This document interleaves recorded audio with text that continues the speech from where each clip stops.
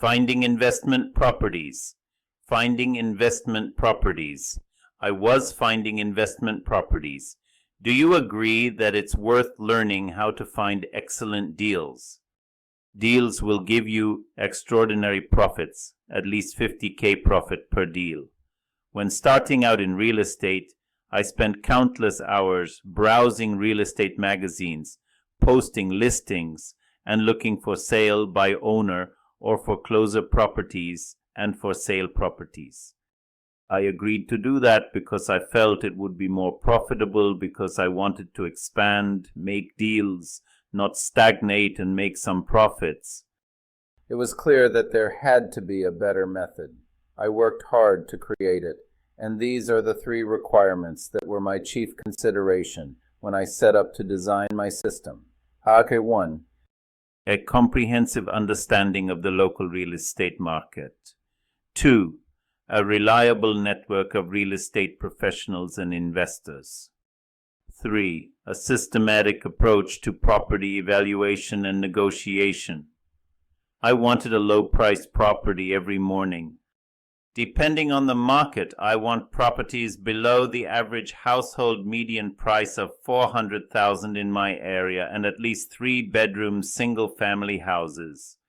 Even more surprising is that I created the training system, and the results surprised me. I had several contracts signed after 1 month of trying it out, and everything was fine as long as they kept coming up with more deals. And later in the month, several more lucrative deals were presented to me. We rapidly concluded that we could only buy a small number of houses because of our inability to purchase multiple properties simultaneously. This was due to 1. Limited financial resources, 2. The time-consuming nature of property inspections and negotiations, 3. The need for a reliable team to manage multiple properties.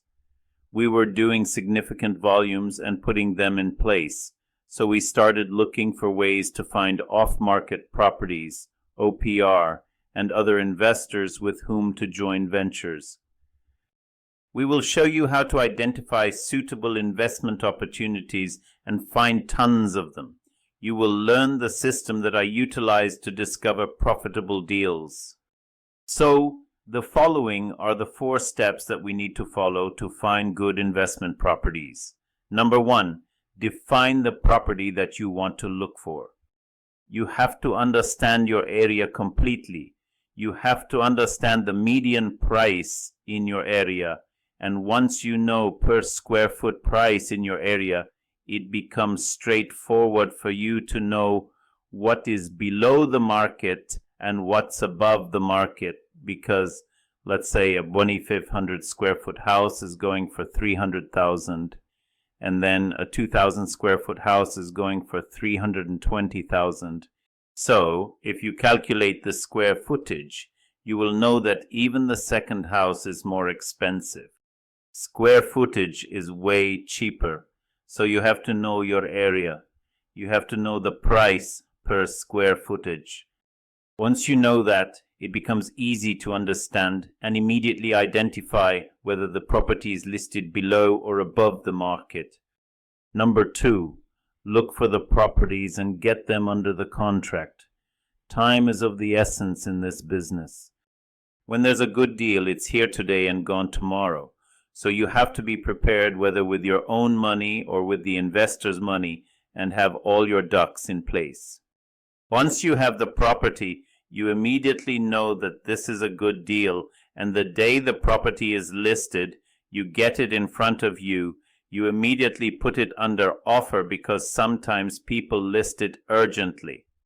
I would say that most of the time, the property and the good deals are listed as urgent. The good deals that do not require much renovation and are not distressed properties are listed for a quick sale, and normally those properties are listed below the market. Many people wait several days to study, analyze, and research before they put them under contract or before they put in an offer. Not every real estate agent, owner, or broker is smart enough to create a system that can get multiple biddings.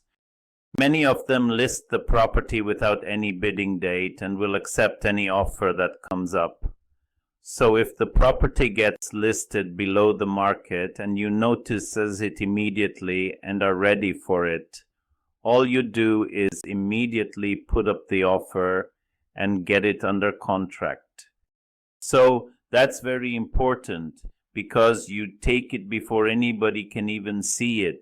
Once you have identified the properties you want, now you have them under the contract, you have to assess whether they are exactly what you're looking for, because you put exit clauses in it, like subject to lawyer's approval, subject to home inspection, subject to insurance, subject to good enough appraisal. And so we'll give you those terms, we'll give you those clauses to put in your contract when you're purchasing.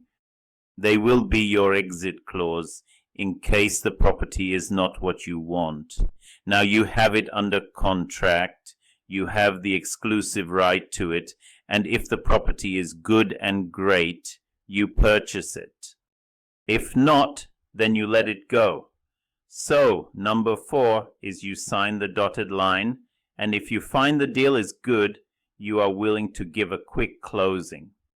You can negotiate a better price even, then it's listed for absolutely. Then you go ahead and sign the dotted line, and you go ahead and get it under contract.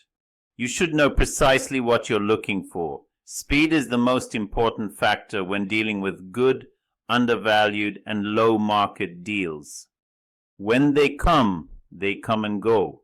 You have to be speedy in that when making a real estate investment with the ALP system, be prepared to purchase the property and have done your proper research, because if you skip the research part and if you don't research as we teach you to do, it may cost you money, or you might buy the property above the market value, or you may lose money in the deal because you did not do proper research. So you need to understand your market, average per square footage price, and the exact deals you're looking for. So the best deals that we find in our system are the 3-bedroom houses. The larger the better, okay, because people have families, they want to expand, and people normally like bigger houses than the smaller ones, and if you could get better per square footage rate with the bigger houses, so they better, because then you can always later on get a price for a higher value. And speak with your mortgage professionals. Have 1 or 2 mortgage brokers on your team, in your power team, who will teach you how to set up the power team. You need to know exactly what to do to get the financing. So, suppose you cannot get the funding and the traditional A lenders. Can you qualify for B lenders or use other non-traditional means? While making your plans, you should have all your ducks in the room.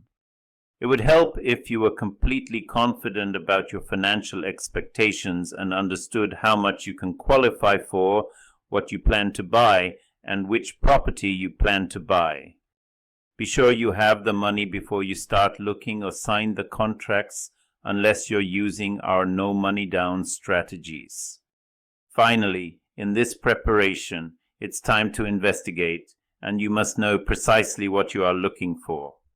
It's very, very important for you to become the local expert in your area, because once you become the expert in your area, you understand how much each house was sold, how big the house was, what was the average per square footage of the house, and what was the sales price in the area overall. You will immediately know when a property is listed, if it's listed below or above the market price, and whether it's something that you should look into. The next step is investigation. As we discussed, it is very, very important for you as a real estate investor to become a local expert. Once you become that, the other thing that you have to remember is to always buy a house for our purposes, for our investment purposes, at or below the median price, because if you're buying at or below the median price, you're buying in the bigger pool where there are a lot more buyers in the place. These houses are not affected by any fluctuation in the market. Only the top-end houses are the first ones to be affected. The median or low median houses seldom see a drop in the market price. If anything happens, they're the last to get affected, so you will have enough time to react. So, you must investigate properly when searching for houses and know exactly what you're embarking on when searching for real estate deals. Regardless of the market conditions, people always need a safe place to live. Buying a property in your neighborhood below the median price protects you from market volatility. On top of that, the average median price of houses goes down as the costs increase and are far less volatile than the more expensive properties. Furthermore, if you can obtain these houses because you are buying them from distressed owners, you are buying them from the owners who don't want these properties, who are in trouble, and people who want to get out of these deals. So you're buying these properties with speedy action at 10 to 15 or 20% below the market prices. If you're buying 15% below the market prices and the market has to decline another 50% before you can get hurt, the city officials can supply you the cost of the median price in your city area. You can ask your realtor to search the median price houses and compare the top sale price and the lowest price so that you can find the median price in your area. Then compare the recent deals in that area within the price range and the square footage range you're looking for. Once you analyze lots of deals and let's say 50 or 100 houses that were sold in your area, and you look at each of these listings in detail, you will have an obvious idea of what should be the first square footage price, what should be the price, and what is below and above market price. One thing I want you to understand is you have to become disciplined. I also want to mention that when you buy houses, buy at least 3 or at least 1 or 2 bedroom houses. This rule states the objective is to take the most preferred real estate, and based on expansion, it doesn't matter whether you have many inquiries in your home. I will not purchase anything above the median house price in my neighborhood. The reason for that is I want to stay safe. And because anytime you buy above the market price, you are not buying it at a discount. You want to shield yourself against all market risks. I know the market may be hot, and you may think it's boiling, and it's never getting good cold. Real estate is a cycle business. The cycle will hit every 6 to 8 years, and the market's rates will drop. People will start profiting out. People will start panicking and pulling out of the deals, and the market will cool down or correct itself. So, it's essential for you to always get your deals below the market prices, and that's the best way to safeguard yourself against any market fluctuations. Another thing to understand is that many people believe that you have to buy a fixer-upper to make money, which is absolutely not true. That's why it would help if you bought only houses in good condition or fit enough to live in. Stay away from fixer-uppers, especially when you are just starting. If the house has no carpet, it needs carpet, or the water heater is broken, the roof leaks. Yeah, you can fix it if it is a minor thing. If a cabinet is creaking, don't bother to fix it. The only solution is, let's say you have a dirty carpet. Yeah, you can get it cleaned or have some painting done in the house. The house does not need to be perfect for your purposes as a real estate investor because you're selling to needy people. So you're selling to the people willing to step in, take your role, and renovate the properties for you. I have my properties where the clients have even built up the fences of the house and put up the fence. They have even planted some trees. They have planted some flowers. They have done some landscaping. They have put some railings in the house. Some even partially built the basement, and one even finished the whole basement. Because these people are buying, they are buying with the long-term view that they will be the future owners of the property. So they are willing to invest in those properties and don't care. The house is not perfect because they are not the most qualified buyers. So I want you to understand and remember that you will not be buying a fixer-upper and spending tons of money to fix it up, make it perfect, and give it to somebody to do a rent-to-own or use the ALP system. That's why I rule out fixer-uppers. I wouldn't use it. Nothing that requires more than a few $1,000s is acceptable, because not only do you waste money on it, you spend money on it, you also waste time, which is very precious in real estate investment, that you waste time, because it might take a few months for you to renovate the property. You have lost so much investment time and profit. I want the deals to be under contract, close within a month, and then move on to the next deal. However, always look at how the deal does not require too much investment. So find deals with a good amount of equity and great potential for return. There may be alternatives with the house appeal that you need to put a few finishing touches to increase the house appeal. Yes, you can do that. You can move the perceived value by making a few touches and making it more attractive to your eyes. Homes that are in good shape need minimal minor cosmetic repairs. Yes, those are the ones you want to get under contract because you can buy and sell them faster. It's very different from if you're buying a house for yourself. You are not buying a house yourself, so you should not consider that criteria. It means you're buying an investment property, and when you're buying an investment property, your profit line at the end of the day is very, very important. You want to keep your costs low.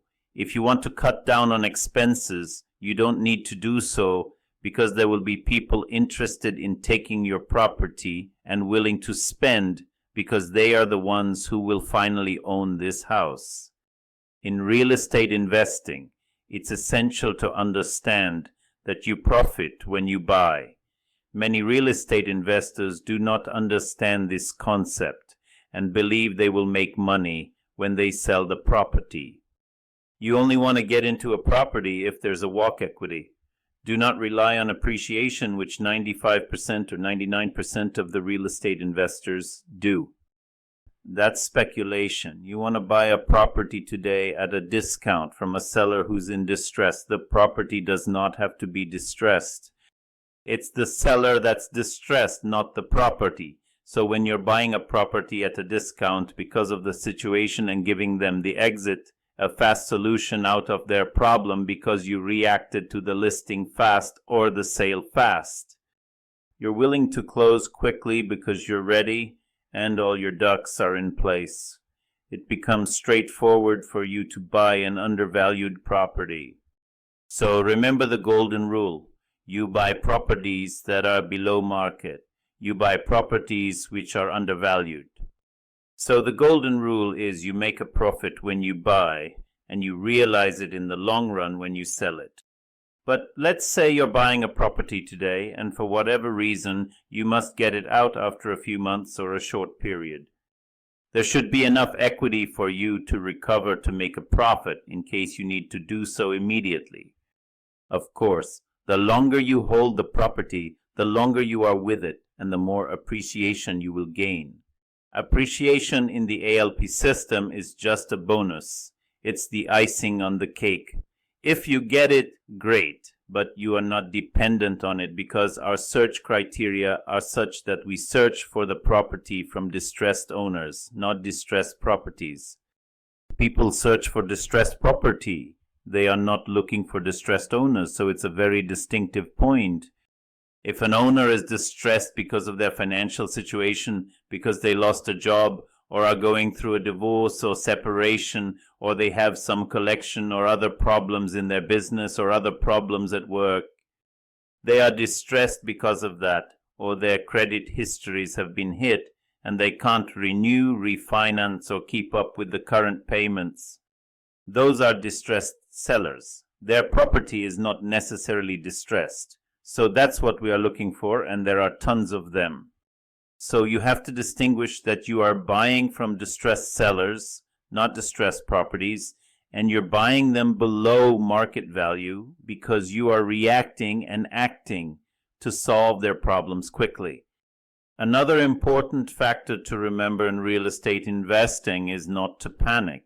These deals are here today. They will be gone tomorrow, but there will be other deals here as well. So you must understand that you should not act panicky and analyze enough deals. There are always enough deals. So before attempting to make an offer on a property, you should have your investment strategy and inventory of the houses you're ready to purchase. You should identify your goals. You should identify what exactly you are looking for. So in the ALP system, we'll teach you 2 ways to buy properties. One is you're buying the property first and then looking for the tenant buyer. The other investment strategy is that you have the tenant buyer in hand and are now looking for the property. So we'll be teaching you the different strategies. Both strategies work. We want you to take the least risky roads when you are just starting. That's why we're teaching you different strategies. Each will work according to your interests and candy. So you have to get comfortable with the strategies that you're using. So consistently study the real estate deals in your area. Become the local expert. Once you understand, you analyze 50 or 100 deals that have been sold. Although they are not your deals, they are somebody else's deals. But you know what is the acceptable price? What is the sale price? What is the market value of each property? You know the square footage price. When you have the tenant buyers in hand, they will tell you exactly what type of house I'm looking for and what I'm willing to pay for. And only these tenant buyers, because they are not the most qualified buyers, are willing to buy above the market. Because at market prices, they cannot qualify under normal conditions. They are not the qualified buyers who will be immediately able to go to the lender or put a deal under contract and qualify for a mortgage. Remember, you are helping people who are less qualified to buy a house and getting them into the house. You're buying it from the people who can afford to keep what they have and selling it to those who can afford it. Okay, we'll discuss this strategy in the contract and the training. I know it's a bit complicated if you're starting. But remember, there's enough training provided for you to become an expert. And once you become an expert quickly, you can strike deals.